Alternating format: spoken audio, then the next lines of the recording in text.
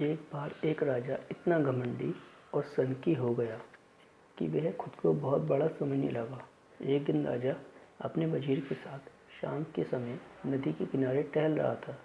तभी उसने वजीर से पूछा, वजीर बताओ, ये नदी किस दिशा की ओर कहाँ बहकर जाती है? महाराज, ये पूर्व दिशा की ओर बहती जा रही है। पूर्व दिशा की ओर बहकर समुद्र तट से मिल जाती है, वजीर ने उत्तर दिया। ये सुनकर राजा बोला, ये नदी हमारी और इसका पानी भी हमारा। क्या पूर्व में स्थित देश इस नदी के पानी के उपयोग करते हैं? तब वजीर ने कहा, जी महाराज, बहती नदी है तो उपयोग भी करते ही होंगे। इस पर राजा बोला, नदी पर दीवार बनवा दो, सारा का सारा पानी रोक दो। हम नहीं चाहते कि पूर्व दिशा में स्थित देश इस पानी का इस्तेमाल करें। तो वजीर ने कहा, लेकिन महाराज, इससे हमें ही नुकसान होगा। वजीर का ये सुनकर राजा बोला, नुकसान? कैसा नुकसान होगा?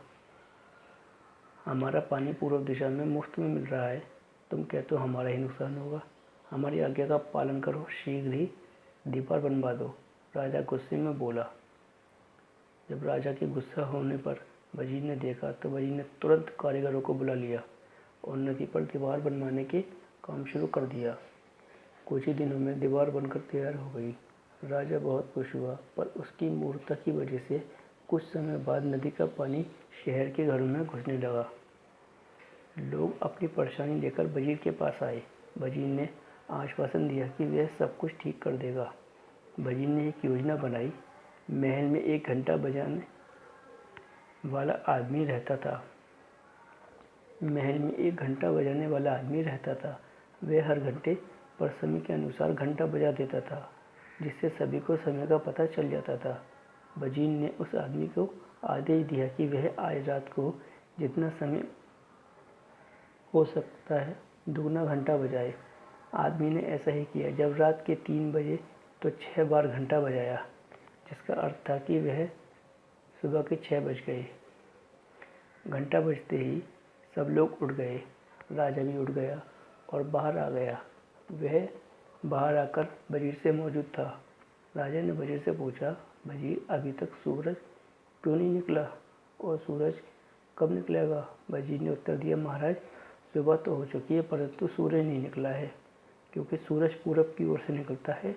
शायद पूरब की दिशा में सूरज को रोक दिया है, क्योंकि हमने उनका पानी रोक दिया था, इसलिए अब हमारे राज्य में कभी सूरज नहीं निकलेगा।